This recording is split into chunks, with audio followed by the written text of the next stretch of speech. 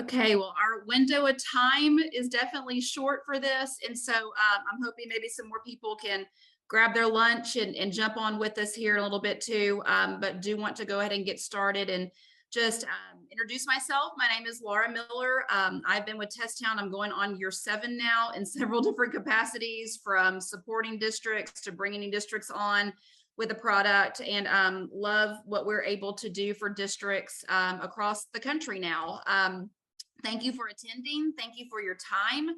And thank you for all you're doing in education in your capacities. I know all of you wear many different hats, and it is a challenging time. I think every year we think it's going to get easier, and it just doesn't. So thank you again for all you do. Education Advanced and Testhound, we are excited to start providing additional resources this year through the format of these webinars, to hopefully support you even further in your position of assessment management.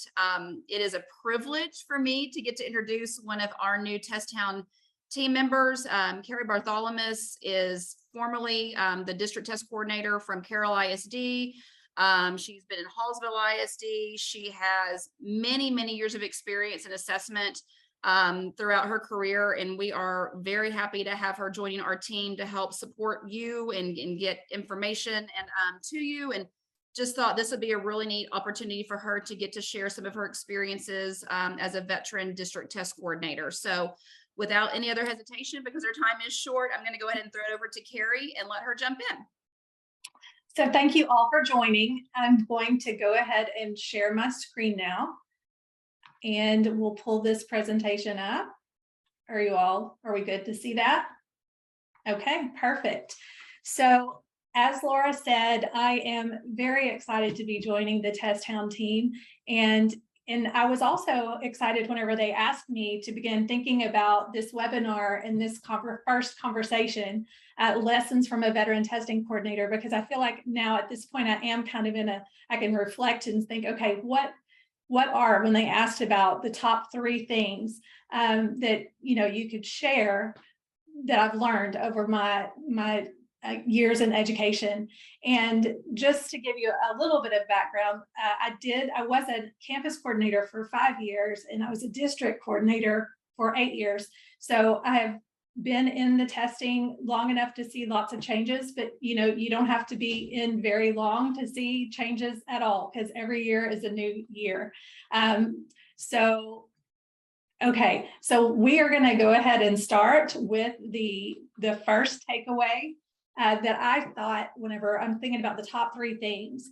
And the very first thing is to find your people, because as educators, we are just collaborative in nature, and this position that you're now in is usually a singleton in your district, and if not, then we're there may be a small team, but everybody usually has separate roles.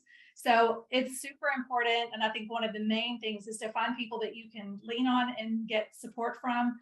And in different states, as we're learning from just the different states that we're working with, do things differently. In Texas, I know that we have regional service centers, and then we have an amazing state organization for assessment professionals, TSNAP. We also have a national organization, if you're not in Texas, NATP, National Association of Testing Professionals, that you can look into.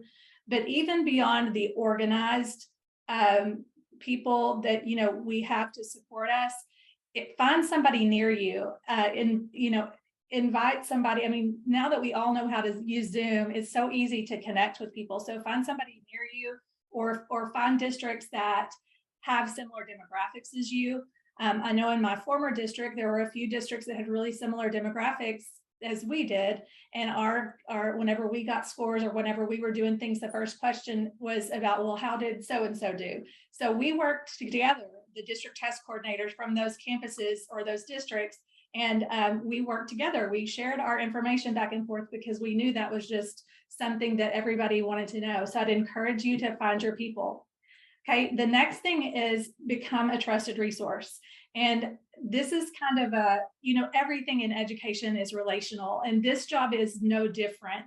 And I will tell you that I think that this is a kind of foundational aspect. And one of the biggest lessons that I've learned throughout my time is whether you're a campus coordinator or a district coordinator, we know that all the work that we do comes down to a very stressful few days. And what we want is people to feel like they can come to us with problems, with irregularities, with questions. We want them to come to us and ask us before it becomes a bigger problem.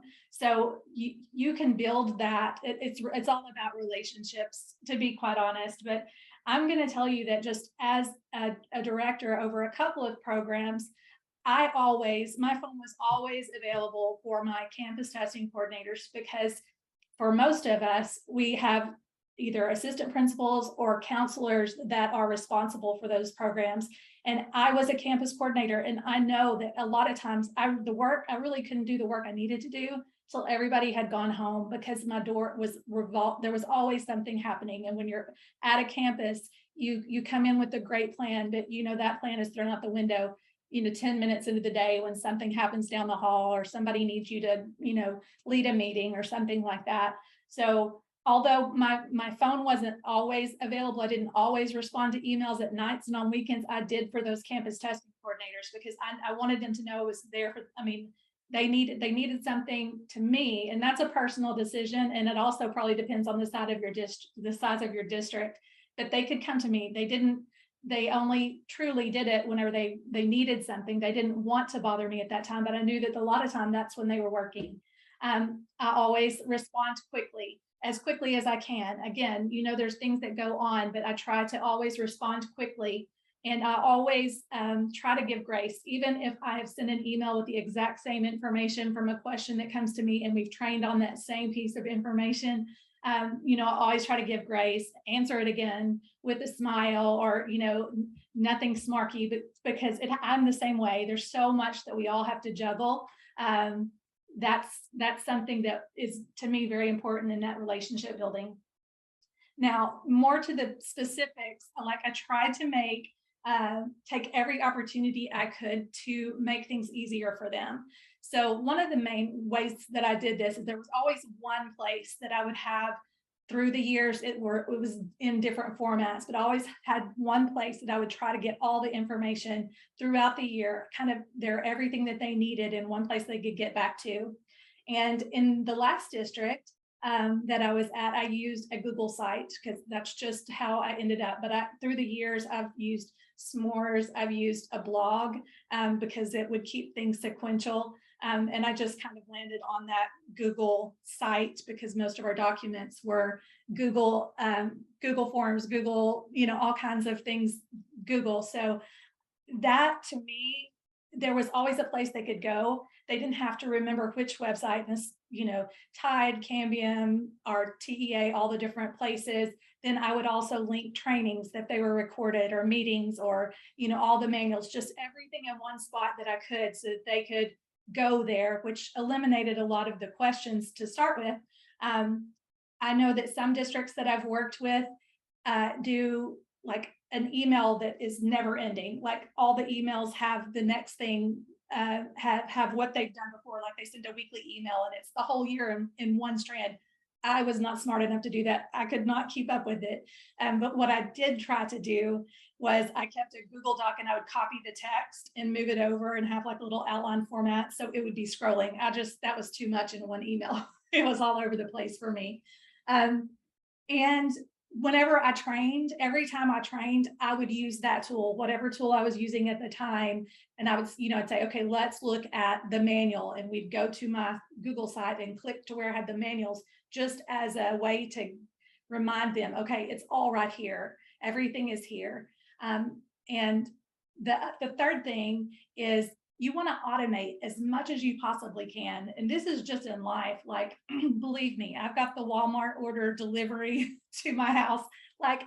Seriously, automate what you can. Your time is valuable, and don't judge me for that. But in your job, in your role as a DTC, there's so much that you can do. And a couple of things, for others, whenever I would send an email out, and I would do this to anybody, the principals or anybody, but especially my CTCs, even though I had that Google site set up, even though I'd trained on it, even though we've had a conversation about it, whenever I would send an email with information, I would link everything there like they'd never seen it before. I try to not be very wordy. I try to keep things bulleted, short sentences, because we all are guilty of, it's a huge email. Oh, I'll have to read that later. Honestly, I would take each topic and I would highlight the important words, dates, highlight the important dates, make it easy to look at, easy for them to see. Some people have talked about having office hours where they're just on Zoom like every Tuesday at 2 o'clock. I think that's an amazing idea that I didn't think about.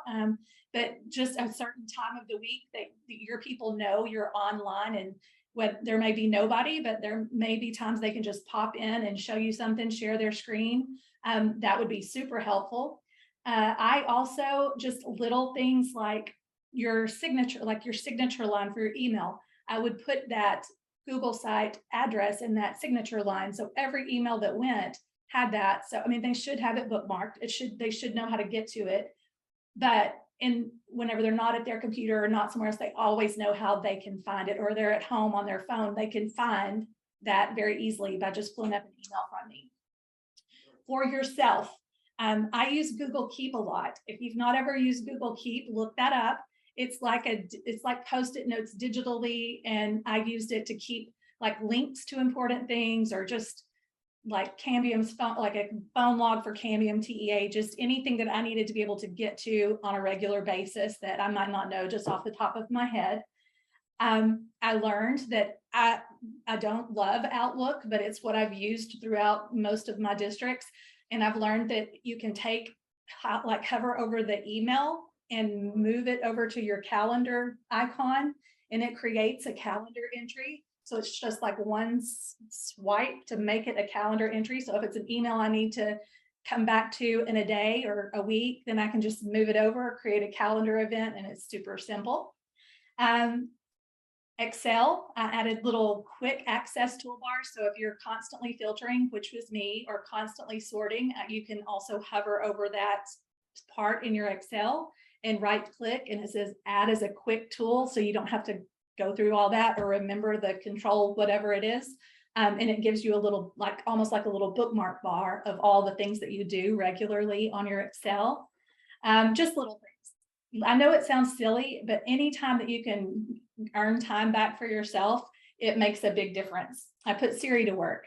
This is something that I would love for you to do in your alarms. If you'll just kind of look at your alarms right now, some people might have 5 alarms.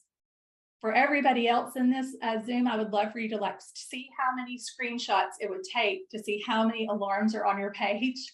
I did that yesterday as I was getting ready for this, and I took 17 screenshots of all the alarms. That's crazy. It's ridiculous. I need to clean it out.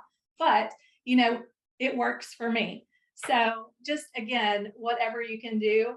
I also find it very helpful to block out time for calendaring. And what I mean by that is you have a set time that every week you're looking forward, and also get in the habit, if you're new to this job, or even if you're not, calendar a year ahead. So if I'm like, oh, I had to do this board report, I needed to have it by September 1st, go ahead and put it on your next year calendar to remind you, and it doesn't surprise you. So much of what we do in this job is just once a year or twice a year. It helps to have those reminders. You're reminding yourself in the next year. And then for everybody, and especially for this webinar, Testhound automates the logistics of testing and everything that we need to. And that creates time for you. It creates time for your campuses. And I've been in this for testing coordinator, district testing coordinator. I really don't know how people do it without Testhound, to be honest. I love it. I'm so thankful that I have the opportunity to be a part of this team now, so that we can just share this with others. And it is such an amazing tool. I know that many of you that are Testhound users would agree with me that are on here. And if you're not, then we would love to be able to show you how that can help your district. So those are my very big 3 high level topics. And also, Testhound is not the only product that Education Advanced has. We have tools that help with automation and organization and management. We have 5 different tools in the Education Advanced, platform now. So something to consider, share with people in your district if they're interested in some of these other areas. And Laura, I think I'll turn it back to you. You're awesome. I mean, I just have to say that that was great information. It's just little things along the way that we want to help provide you to make your job easier besides just the product itself. And one thing I think at Education Advanced and Testhound, we have folks in our company and in our organization that have done the job that you possess, or that your campus coordinators possess, or even, in some of our other products, if you deal in curriculum or master scheduling or all those things, our team, they all have experience in that. And so thank you, Carie, for sharing that with the group. Again, kind of the goal of this, we're looking at just some new formats to get more information out to you besides just product specific, to give you more resources, to let you know there are people out there too that that are there to support you, whether it be from our company or whether it just be in the community of education. We're here to help you do that. So really, that went pretty quick, and that's okay. Thank you for your time. We continue to strive to support you in every way we can. I do want to say, just Testtown specifically, don't forget that we are also hosting weekly webinars and academies for you and your CTCs on Testtown specific processes.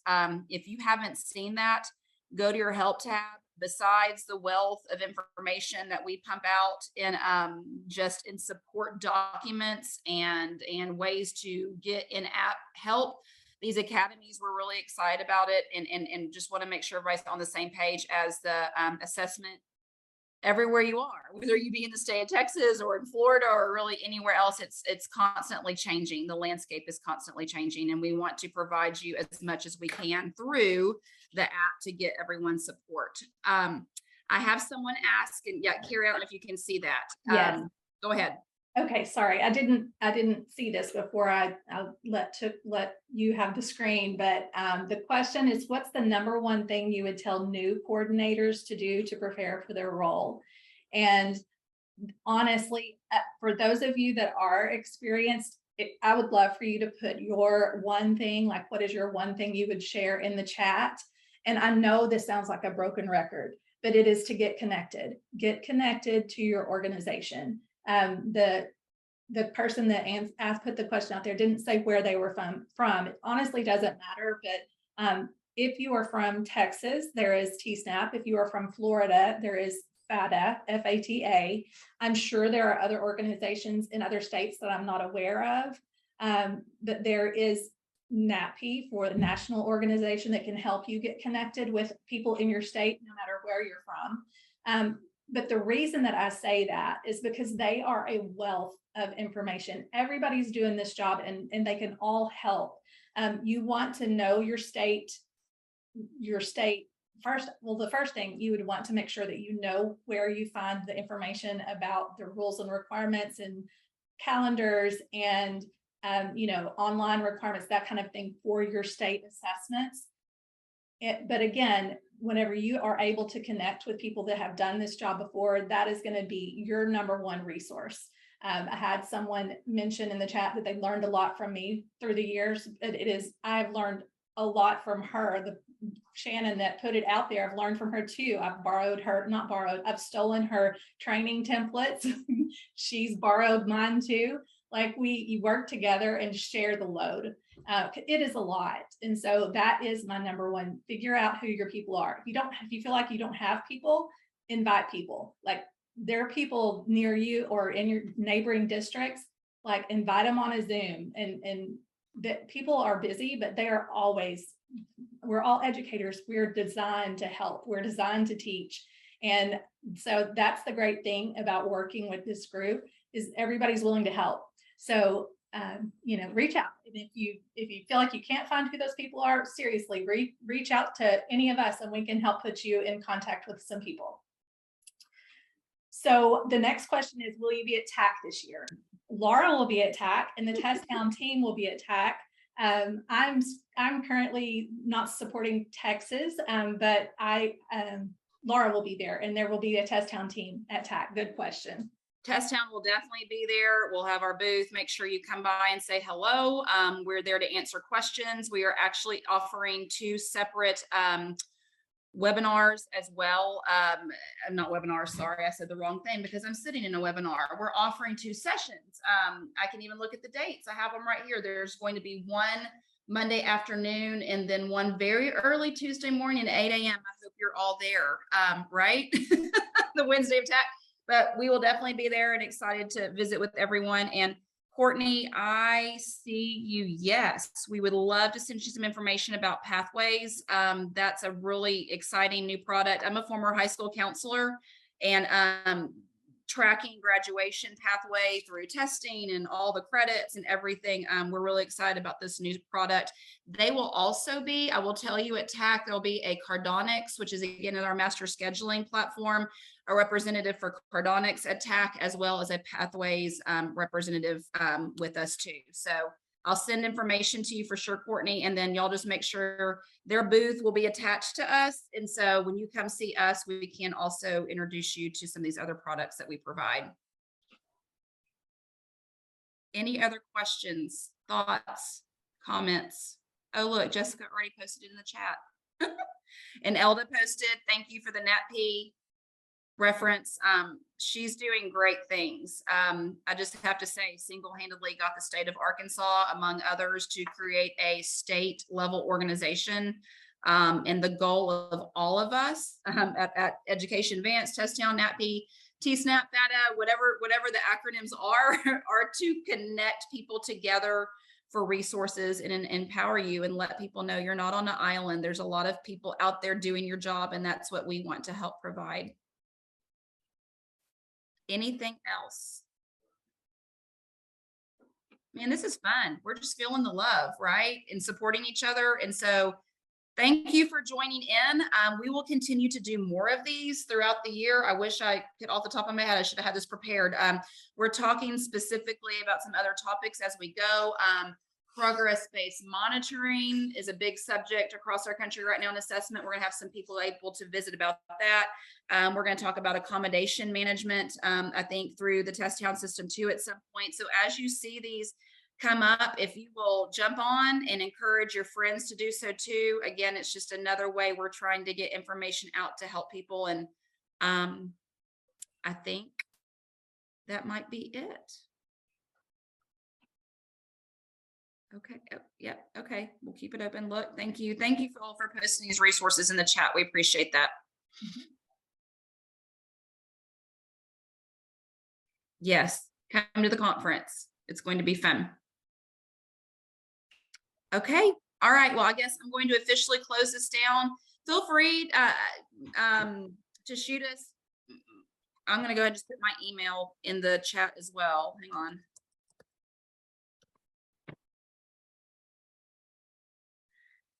Just for any feedback on this, we'd love to know what you got out of it. And then also, if you have any questions about Testhound specifically, as far as if you're not a user yet, I'd love to help show you more about it. Again, if you are a user and continue to need support, that help tab's amazing, and be on the lookout for the other support specific webinars that we're offering. When you're talking about your alarms, what did you set them for? I mean, it's really kind of embarrassing because I set them for everything. I set, instead of, I pulled it out and set my alarm for this to get on 10 minutes till 12 for this, and instead of clearing them out, I never clear them out. I've got just about all the 24 hours in my phone. So sometimes it's there, but it's not. But I do have automatic alarms for weekday, like my getting up in the morning alarm clock. You can set it so every weekday it 5:45 or whatever it goes off. I know it's kind of silly, and there's a way to turn it off so they don't beep in your, like if you're in a meeting or something like that. But I have them set all the time. I know it's probably kind of overkill and ridiculous. I should clear it out, but that's how I have that many pages of screenshots of my alarms. Okay, friends. Well, hope you get a chance to get some lunch. I bet a lot of you have a 1 o'clock meeting, either face to face or by Zoom. So grab some lunch, and thank you again for spending some time with us today. We appreciate all you do. Thanks, y'all. Oh, good. Yeah. Have fun, Shannon. They'll be awesome. Bye.